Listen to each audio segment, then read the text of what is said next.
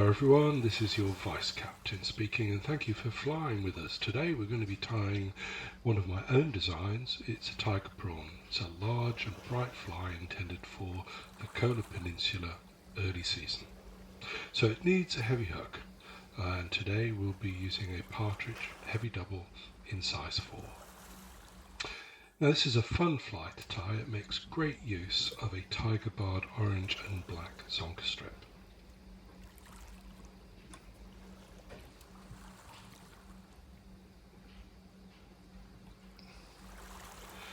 Our thread today will be a Uni 80 in fire orange.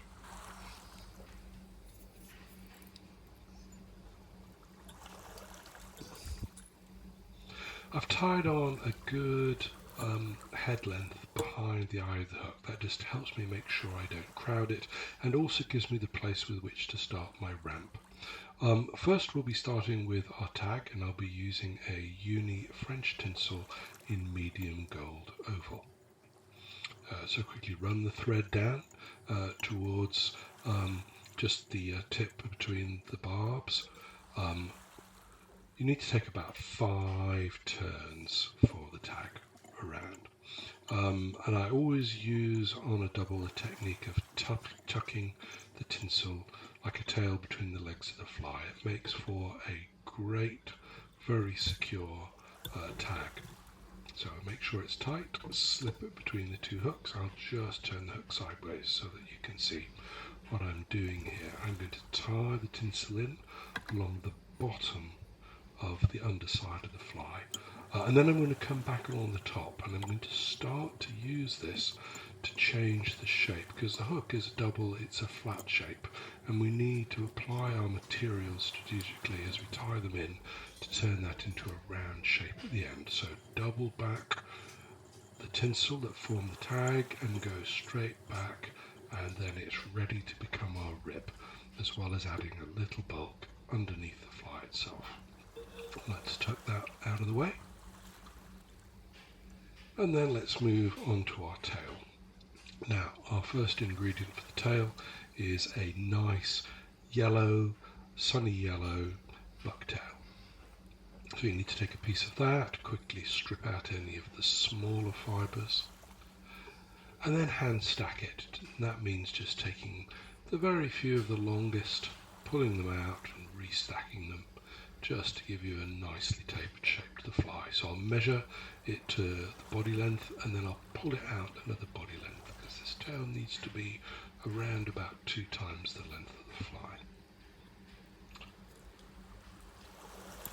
So a simple pinch and loop onto the top, make sure it's sitting nice, and again we're going to use this material to help the top part of the fly become round. So I'm going to trim it off, not all in one go. I'm going to try and create a step here at the front of the fly, as you'll see, to mount my eventual wing. So let's get that all tied in. And the second ingredient is a crystal flash in gold. You'll see that I always leave my flash in its packet, so just snip a little hole in the side. That way it's easy to pull out exactly what you need for the fly, and you leave the rest of the material undisturbed for future use. So take out about half what I want. I tend to use a lot of flash in this particular fly. It's designed for heavy water, early season in Russia. So tuck that underneath and double it to the back of the fly. And again, you see I'm using this on the top to create the round profile of the body.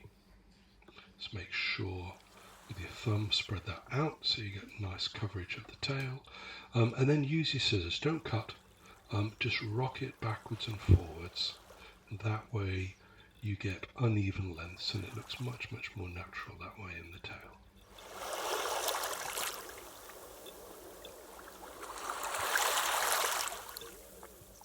Just roll that together so you can see what it'll look like.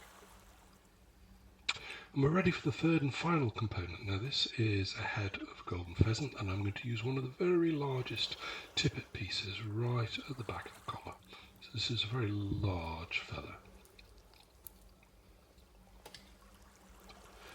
And in an impressionistic sense, this gives the impression of the eyes of the shrimp. So first pull away all the unmarked fibres, just leaving the core, and then roll it between your thumb and forefinger to bring all the fibres on top of each other.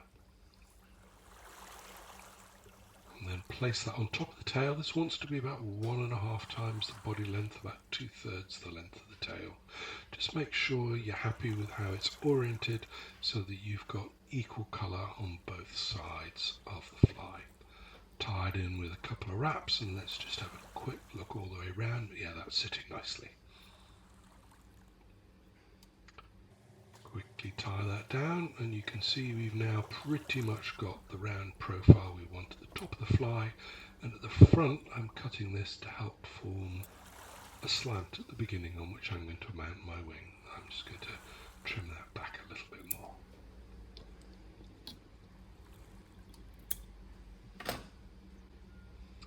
As I tie that in, you can see I've got a nice slope coming down into the head area of the fly. Our next material is a body braid. It's a loop. Appropriately, it's known as Cola Gold. I'm going to tie this in on the bottom. This is the last component, again, to get the round shape of the body. And quickly tie that in underneath.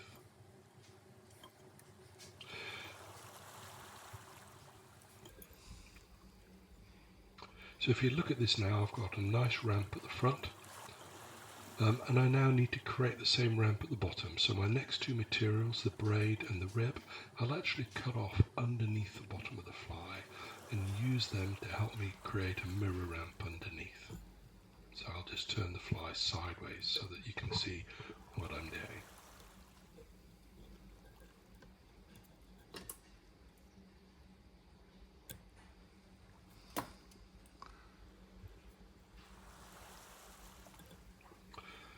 And quickly run up the rib. You can argue that this fly doesn't need a rib because we're using a body braid, but given that I'd already tied it in for the tag, it's no simple issue to simply tie it in, and it helps at this point create the slope at the bottom of the fly as well. Again, just tie that off underneath.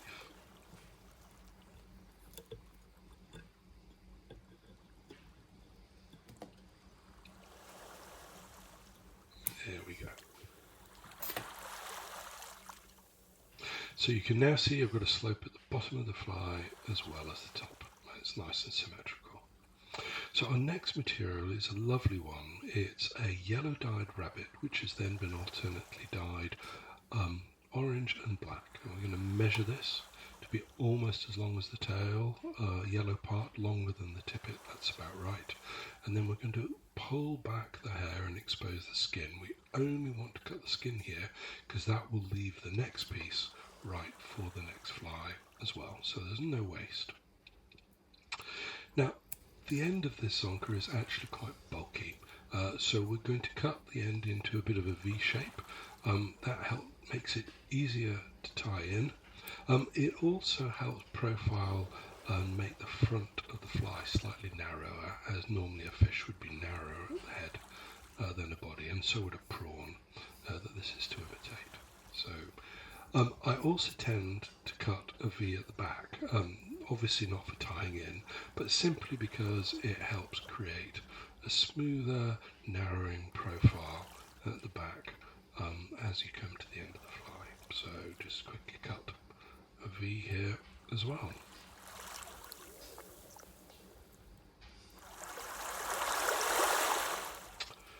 Here we are. That's our zonker strip prepared. So just a quick lick of the fingers and we can see what kind of profile it will take underwater, which is a really nice wing for this fly.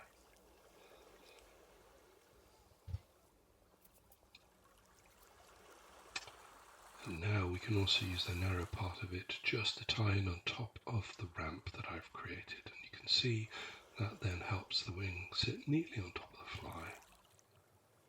And then quickly tie that in well.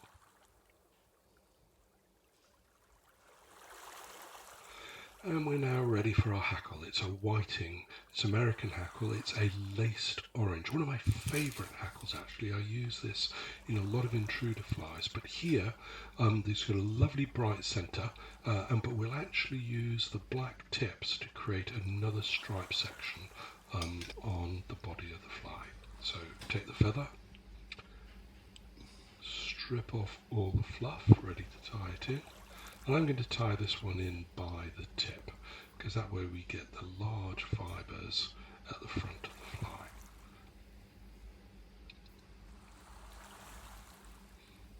So quickly pull back the fibres and expose the tip of the fly. And having done that, we can just cut off the bit that we don't need, leaving an anchor point for us to tie in.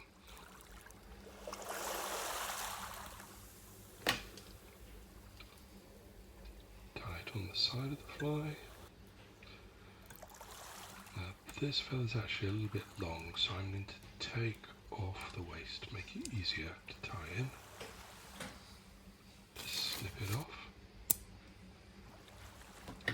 and then catch that with my hackle pliers.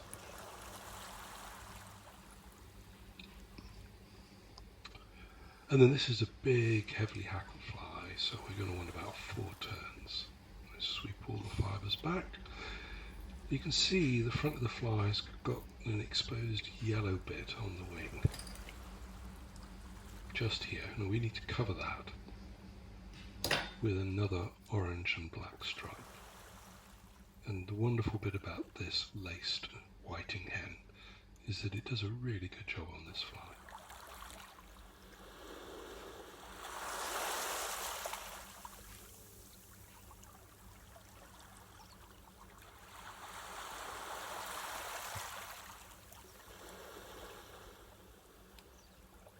Small fibres underneath that support the longer ones on top and give us a nicely proportioned hackle. There we are, that's just 4 turns.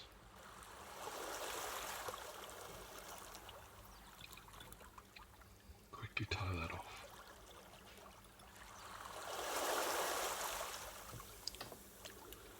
And again, don't cut, just push with your scissors, that way you only cut the bit that's under tension and none of the other fibres. Sweep everything back. Now for goodness sake be careful when you do this. I've lost count of the number of times I've stuck myself with a double hook doing exactly that, so do be careful when you're preening your fly. So I tend to use one of these. It's an eyebrow brush, it comes from Boots. I use it on almost all my ties because it just helps make the fly sit nicely and undo any tangles that result from twisting the hackle as it gets wound in. And quickly tie that in. I can see I've got a couple of stray little fibres there, so quickly take those off before we finish. Turn the fly over again. Just quickly overwrap the rachis to give it a little bit of strength.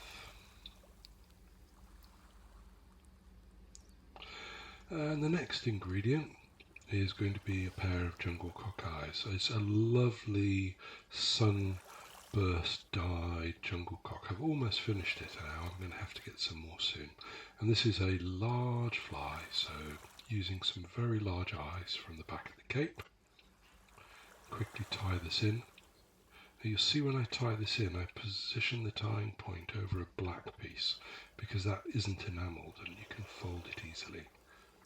So quickly make sure that's positioned, fold it back, lock it down, take off the waist, and then quickly turn the fly over and add the second eye. This one, of course, we're tying in upside down, so we need it slanting down rather than up. Again, bear the stem to the same place.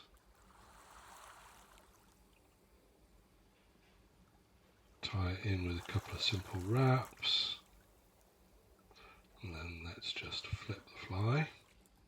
Make sure we're in the right position. That needs to go up just a little bit, that one. sitting nicely, so fold it and lock it in.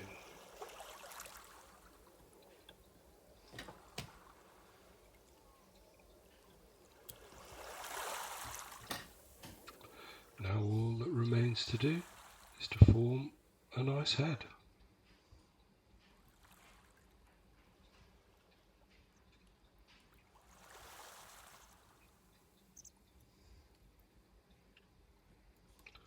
Now, because I've left a space, I can form a really good sized head here with a nice shape.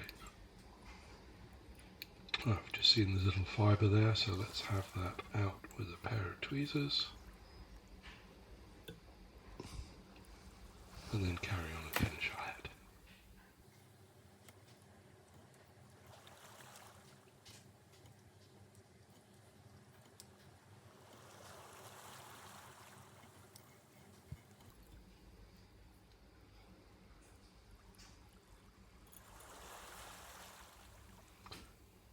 Give it a quick whip finish.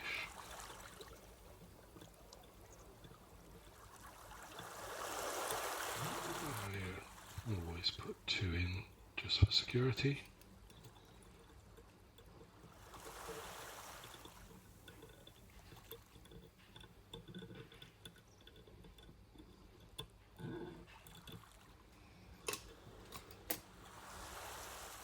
Cut off our thread and let's give the fly a quick preen. So whenever you design a new fly, you always have to answer the question, does it swim well and will it catch fish? In this particular case, I took this fly to Kola Peninsula last summer and I had some great success with it. So coming up as a special treat, I'm just going to show you a few seconds of how this beautiful fly swims in the swim tank, and look out for the picture of the Russian salmon at the end. I hope you enjoyed that. This is Stuart Bladen, your Vice Captain speaking. Thank you for flying with us today. Remember to follow me on Facebook and YouTube.